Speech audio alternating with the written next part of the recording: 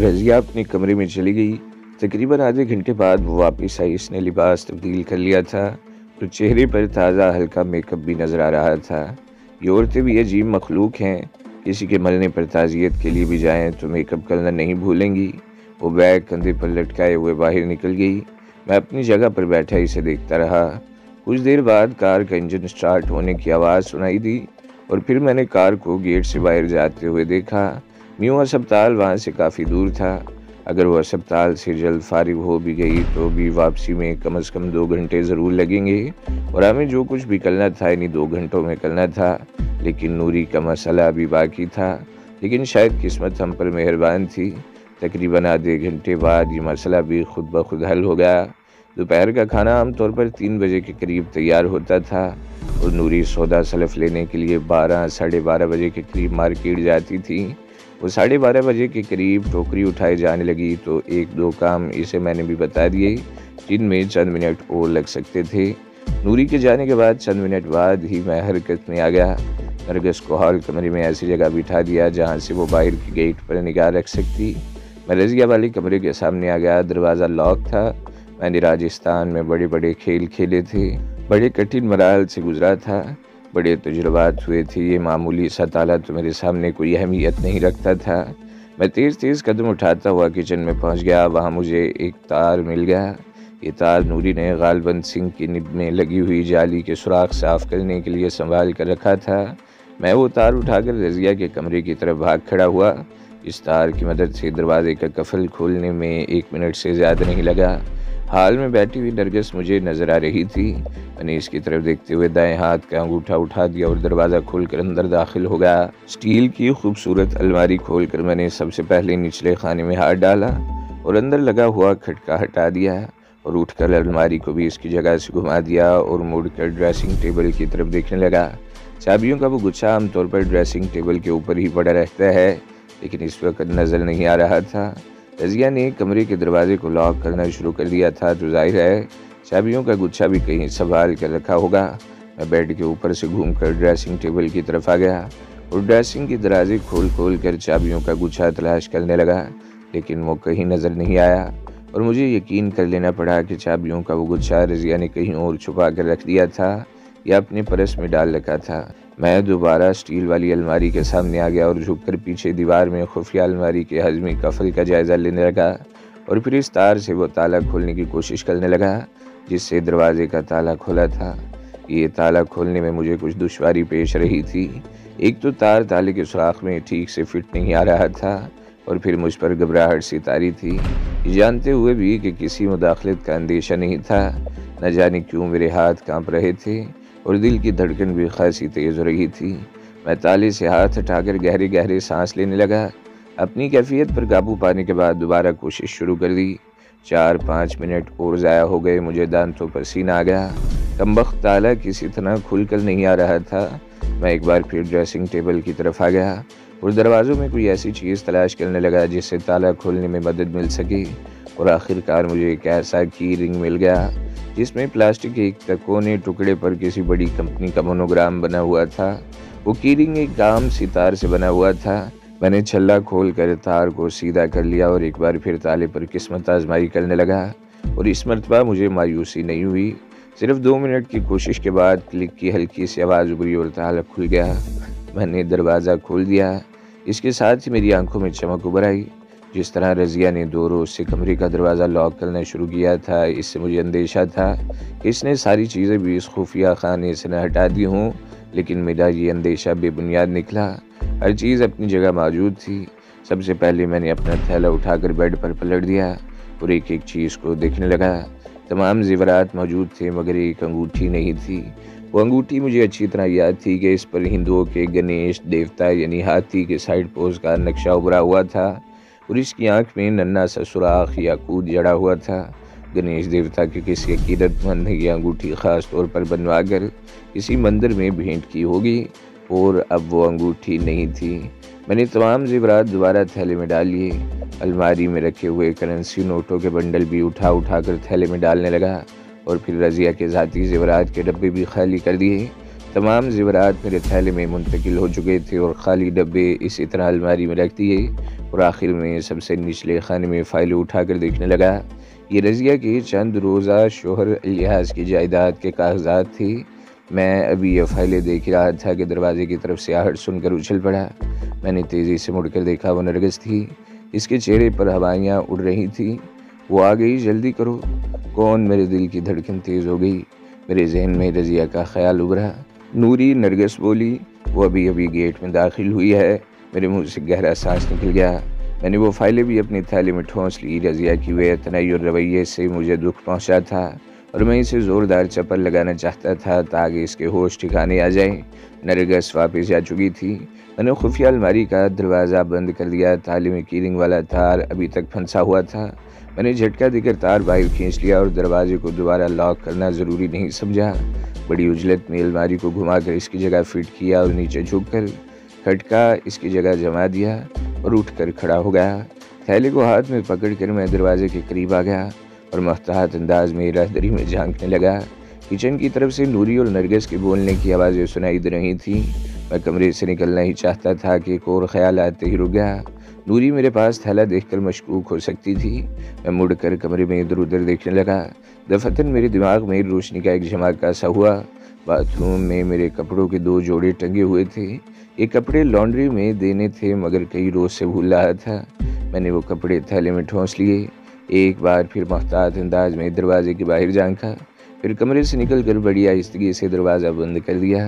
کھٹاک کی ہلکی سی آواز کے ساتھ آٹومیٹک لاک لگ گیا۔ میں تھیلا ہاتھ میں اٹھائے ٹہلتا ہوا ہال میں آ گیا۔ اس وقت وہ دونوں کچن سے نکل رہی تھیں۔ سبزیوں والی ٹوکری ہال میں سینٹر ٹیبل پر رکھی ہوئی تھی، اس میں پھل بھی تھے۔ نوری ایک ٹرے لے کر آ رہی تھی۔ مجھے دیکھتے ہی بولی، تم نے جو رسالہ بتایا تھا وہ تو نہیں ملا؟ میں تو نام ہی بھول گئی تھی۔ تم مارکیٹ کی طرف جاؤ تو خود ہی لے لینا۔ میں ابھی جا رہا ہوں، خود ہی دیکھ لوں گا۔ میں نے کہا، کہاں جا رہے ہو تم؟ نرگس نے قدرے اونچی آواز میں کہا۔ میلے کپڑے کئی دنوں سے پڑے ہوئے تھے، لانڈری پر دینے جا رہا ہوں۔ تم نے تو اپنے کپڑے دھلنے کے لیے نہیں دینے؟ میں نے کہتے ہوئے نرگس کی طرف دیکھ کر ایک آنکھ کا گوشہ مخصوص انداز میں دبا دیا۔ 1-2 سوٹ میرے بھی رکھے ہوئے ہیں، نرگس نے جواب دیا۔ رک جاؤ، میں بھی تمہارے ساتھ چلوں گی، یہاں بیٹھے بیٹھے تو بور ہو جاؤں گی۔ نرگس اپنے کمرے میں چلی گئی اور چند منٹ بعد اپنے کپڑوں کے 2 جوڑے لے آئی۔ میں وہ کپڑے تھیلے میں ٹھونس رہا تھا کہ فون کی گھنٹی بج اٹھی۔ فون کی گھنٹی ہمارے لیے بم کے دھماکے سے کم ثابت نہیں ہوئی تھی۔ میں اچھل پڑا، دل کی دھڑکن ایک دم تیز ہو گئی۔ میں نے نرگس کی طرف دیکھا، اس کی آنکھوں میں بھی وحشت سی ابھر آئی۔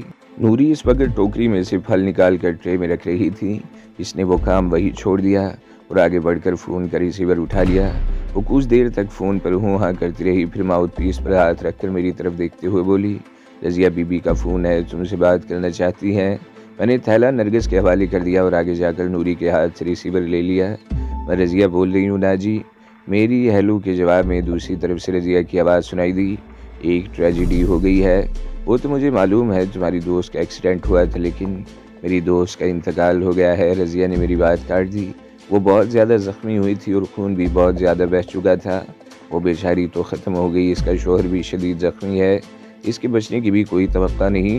ڈاکٹر نے کہا ہے کہ اگلے 6 گھنٹے اس کے لیے بہت اہم ہے۔ مجھے افسوس ہوا، یہ سن کر میں دعا ہی کر سکتا ہوں، لیکن میں 2 اور آدمیوں کے ساتھ اپنی دوست کی میت لے کر شیخ پورہ جا رہی ہوں۔ رضیہ نے ایک بار پھر میری بات کاٹ دی۔ میں رات کو بھی واپس نہیں آؤں گی۔ میں نے یہ تمہیں کہنے کے لیے فون کیا ہے کہ تم پروگرام کے مطابق آج شام شاہ جی سے مل لینا، یہ تمہارے لیے اچھا موقع ہے، اسے ضائع مت کرنا۔ شاہ جی نے کہا تھا کہ جو شخص موقع سے فائدہ نہیں اٹھاتا دنیا کا سب سے بڑا احمق ہوتا ہے، اور میں بھی ان لوگوں میں سے ہوں جو موقع سے فائدہ اٹھانا جانتا ہے۔ کل جب تم واپس آؤ گی تو تمہیں پتہ چل جائے گا کہ میں نے اس موقع سے فائدہ کس طرح اٹھایا۔ میں نے جواب دیا، عقل مند ہو۔ رضیہ نے کہا، میں شاہ جی کو بھی فون کر دوں گی کہ اگر موقع ملا تو رات کو شیخ پورہ سے فون کر کے صورتحال معلوم کروں گی۔ اچھی بات ہے، میں نے جواب دیا۔ کل واپس آؤ گی تو تمہیں کچھ اچھی خبریں سننے کو ملیں گی، خوشی سے ناچ اٹھو گی اور ہو سکتا ہے اس خوشی میں اپنے بال بھی نوچنے لگو۔ میں سمجھی نہیں، رضیہ کی آواز سنائی دی، آؤ گی تو سمجھ جاؤ گی، ابھی کچھ بتا کر سسپینس ختم کرنا نہیں چاہتا۔ اچھا، میں فون بند کر رہا ہوں، اپنا خیال رکھنا، میں نے کہتے ہوئے ریسیور رکھ دیا۔ نوری، ہم ذرا دیر سے واپس آئیں گے، پریشان مت ہونا، میں نے کہتے ہوئے نرگس کے ہاتھ سے تھیلا لے لیا اور اسے چلنے کا اشارہ کیا۔ نوری نے غالباً دوپہر کے کھانے کے بارے میں کچھ کہا تھا، مگر میں نے ایسا انداز اختیار کر لیا جیسے کچھ سنا ہی نہ ہو۔ کوٹھی سے نکل کر ہم گلیوں میں گھومتے رہے۔ کپڑوں کی وجہ سے تھیلا کچھ وزنی ہو گیا تھا۔ میں اسے کبھی ایک ہاتھ میں منتقل کرتا اور کبھی دوسرے میں۔ مین روڈ پر پہنچنے سے پہلے ایک گلی میں خالی رکشہ مل گیا۔ وہ کوئی سواری چھوڑ کر واپس آ رہا تھا۔ سمن آباد موڑ پر ہم نے وہ رکشہ چھوڑ دیا اور 10-15 منٹ تک وہاں سے کچھ دور بس اسٹاپ پر اس طرح کھڑے رہے جیسے کسی خاص روٹ کی بس کا انتظار ہو۔ دھوپ تیز ہو رہی تھی۔ زیادہ دیر یہاں کھڑے رہنا اپنے آپ کو مشتبہ بنانے کے مترادف تھا۔ میں نے ایک رکشہ روک لیا۔ اس رکشے سے ہم بھاٹی پہنچ گئے۔ دراصل میں احتیاط کا دامن ہاتھ سے نہیں چھوڑنا چاہتا تھا۔ رکشے یا ٹیکسیاں بدل بدل کے سفر کرنے سے منزل کا سراغ بہت مشکل ہو جاتا ہے۔ تیسرے رکشے سے ہم آؤٹ فال روڈ پر اپنی منزل پر پہنچ گئے۔ بھاٹی گیٹ سے یہاں کا فاصلہ زیادہ نہیں تھا، اس لیے اس مرتبہ رکشے کا سفر بھی چند منٹ سے زیادہ نہیں تھا۔ ہم کئی روز بعد یہاں آئے تھے اور میرے خیال میں رنگ و روغن کا کام مکمل ہو چکا ہونا چاہیے تھا۔ ہم اندر داخل ہوئے تو میرا اندازہ درست ثابت ہوا۔ رنگ وغیرہ کا کام تو مکمل ہو چکا تھا، البتہ 2 مزدور کمروں کے فرش دھو رہے تھے۔ صحن میں بھی 1-2 جگہوں پر رنگ کے دھبے پڑے ہوئے تھے۔ میں نے ایک مزدور سے کہہ کر 3 کرسیاں باہر نکلوا لیں اور اس کو چودھری امین کو بلانے کے لیے بھیج دیا۔ موسم میں اگرچہ کسی قدر حدت تھی مگر جامن کے درخت کے نیچے ہوا کے جھونکے بڑے فرحت بخش لگ رہے تھے۔ ہمیں زیادہ انتظار نہیں کرنا پڑا۔ چند منٹ بعد ہی چودھری امین بھی پہنچ گیا۔ اس نے بڑی گرم جوشی سے مجھ سے ہاتھ ملایا۔ میں نے تیسری کرسی پر رکھا ہوا تھیلا اٹھا کر فرش پر رکھ دیا۔ چودھری امین وہاں بیٹھ گیا۔ چند منٹ بعد وہ مزدور بھی دروازے میں داخل ہوا جسے میں نے چودھری کو بلانے کے لیے بھیجا تھا۔ وہ کوک کی ٹھنڈی بوتلیں لے کر آیا تھا اور ظاہر ہے بوتلوں کے لیے اس کو چودھری امین نے ہی کہا ہوگا۔ اب آپ اگر چاہیں تو آج سے یہاں رہنا شروع کر سکتے ہیں، چودھری امین نے کوک کی چسکی لیتے ہوئے کہا۔ 2-3 گھنٹوں میں کمرے صاف ہو جائیں گے اور یہ فرش بھی دھل جائے گا۔ آپ کو کوئی تکلیف نہیں ہوگی۔ آج تو ہم یہاں رہنے کی نیت سے ہی آئے ہیں، میں نے مسکراتے ہوئے جواب دیا، اور آج کا دن ہم آپ کے مہمان ہیں، یعنی دوپہر اور رات کا کھانا ہم آپ سے کھائیں گے۔ مجھے خوشی ہوگی، چودھری امین مسکرا دیا۔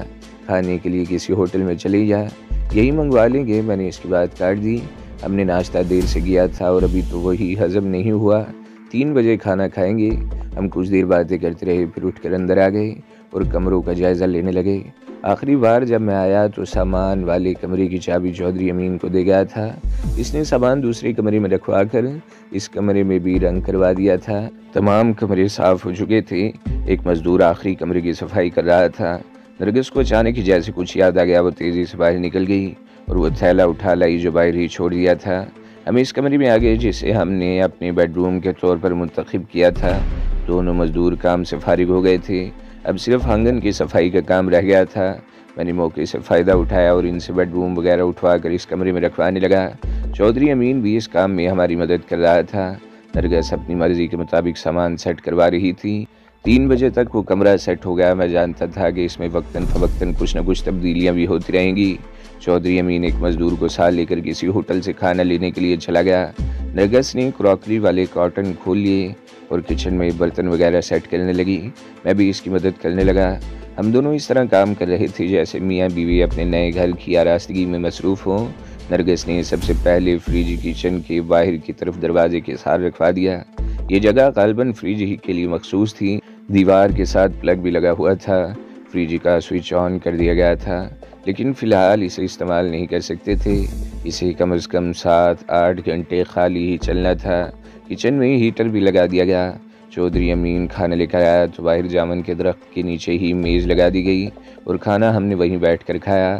کھانے کے بعد چودھری امین شام کو آنے کا وعدہ کر کے چلا گیا۔ ایک مزدور کمپاؤنڈ صاف کرنے لگا، دوسرے کو ہم نے اپنے ساتھ کام پر لگا لیا اور دوسرے کمرے میں سامان سیٹ کرنے لگے۔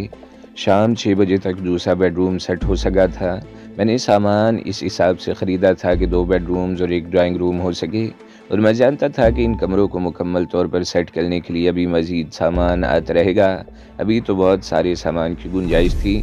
مزدوروں کو ہم نے رخصت کر کے باہر کا گیٹ بند کر دیا۔ میں نہانے کے لیے باتھ روم میں گھس گیا۔ صبح 7 بجے ماڈل ٹاؤن میں شاجی کی کوٹھی پہنچنا تھا۔ نرگس کو جب میں نے اپنے پروگرام سے آگاہ کیا تو وہ بھی پریشان ہو گئی۔ اب کیا ضرورت ہے وہاں جانے کی؟ اس نے مجھے گھورا۔ ایسا نہ ہو اس سے ملاقات کے بعد کوئی نئی مصیبت آن پڑے۔ مجھے تو وہ شخص ایک آنکھ نہیں بھایا تھا۔ ہے تو وہ شیطان کا چیلا، میں نے مسکراتے ہوئے جواب دیا۔ اس سے زیادہ خبیث آدمی آج تک میری نظروں سے نہیں گزرا۔ میں اچھی طرح جانتا ہوں کہ برسوں پہلے میں نے اسے اور اس کے پارٹنر کو جو نقصان پہنچایا تھا وہ اسے ابھی تک نہیں بھولا ہے۔ اس نے اگرچہ مجھے اپنے ساتھ کام کرنے کی پیشکش کی ہے، لیکن میں جانتا ہوں کہ اس پیشکش کے پیچھے کیا حقیقت ہو سکتی ہے۔ وہ مکار ذہن کا مالک ہے۔ دوستی کی آڑ میں پرانی دشمنی کا بدلہ لینے کے لیے وہ میرے ساتھ یقیناً کوئی چال چلے گا، اور میں جاننا چاہتا ہوں کہ وہ چال کیا ہو سکتی ہے۔ اس لیے آج میں اس سے ملنے جا رہا ہوں تاکہ اس کی باتوں سے اندازہ لگا کر آنے والے وقت کے لیے کوئی پیش بندی کی جا سکے۔ ٹھیک ہے، میں تمہیں نہیں روکوں گی، مگر اپنا خیال رکھنا۔ وہ شکل ہی سے بہت حرامی لگتا ہے۔ اگر کوئی گڑبڑ محسوس کرو تو فوراً ہی وہاں سے نکلنے کی کوشش کرنا، نرگس نے کہا۔ مطمئن رہو، میں سنگل پیس میں ہی واپس آؤں گا، بالکل اس طرح جس طرح یہاں سے جا رہا ہوں، اور وہاں اگر مجھے دیر ہو جائے تو پریشان مت ہونا، میں نے کہا۔ ہم ابھی باتیں کر ہی رہے تھے کہ گیٹ پر دستک کی آواز سنائی دی۔ میرے خیال میں چودھری امین ہی ہوگا۔ میں نے باہر جا کر ذیلی دروازہ کھول دیا، لیکن چودھری امین کی بجائے ایک عورت کو دیکھ کر چونکے بغیر نہیں رہ سکا۔ اس کی عمر 30-32 کے لگ بھگ ہوگی۔ صحت مند اور حسین عورت تھی۔ 4-5 مہینے کی عمر کا ایک بچہ گود میں رکھا ہوا تھا، اور 6-7 سال کی عمر کے ایک بچے نے اس کی قمیض کا دامن تھام رکھا تھا۔ مجھے دیکھ کر وہ عورت مسکرا دی۔ میرا نام شبانہ محمود ہے جی۔ میں نے اسے اندر آنے کے لیے راستہ دیا۔ میں دل ہی دل میں مسکرا دیا۔ یہ عورت حق کی ہمسائیگی ادا کرنے آئی تھی، اور میرے خیال میں یہ بات ہمارے لیے خطرناک تھی۔ ہمیں محلے کے لوگوں سے زیادہ تعلقات استوار نہیں کرنے تھے، لیکن اس پہلی مہمان کو میں روک نہیں سکا۔ ایک عورت کی آواز سن کر نرگس بھی کمرے سے نکل کر برآمدے میں آ گئی۔ میں چند منٹ وہاں رکا، نرگس کو الگ لے جا کر کچھ ہدایات دی اور رخصت ہو گیا۔ مین سٹریٹ پر آتے ہی مجھے ایک ٹیکسی مل گئی، اور ماڈل ٹاؤن میں شاہجی کی کوٹھی پر پہنچنے میں مجھے 20 منٹ سے زیادہ نہیں لگے۔ اس وقت شام کا اندھیرا پھیل چکا تھا، اور اس اندھیرے کو دور کرنے کے لیے بتیاں روشن ہو گئیں۔ میں نے ٹیکسی شاہجی کی کوٹھی سے تقریباً 50 گز دور چھوڑ دی، اور پیدل چلتا ہوا کوٹھی کے سامنے پہنچ گیا۔ گیٹ کے سامنے نیلے رنگ کی ایک 58 ماڈل کی شیورلیٹ کا راج تھا، اور 58 ماڈل کی کار تو سب سے زیادہ کامیاب سمجھی جاتی ہے۔ اس کا انجن بے حد مضبوط اور طاقتور تھا۔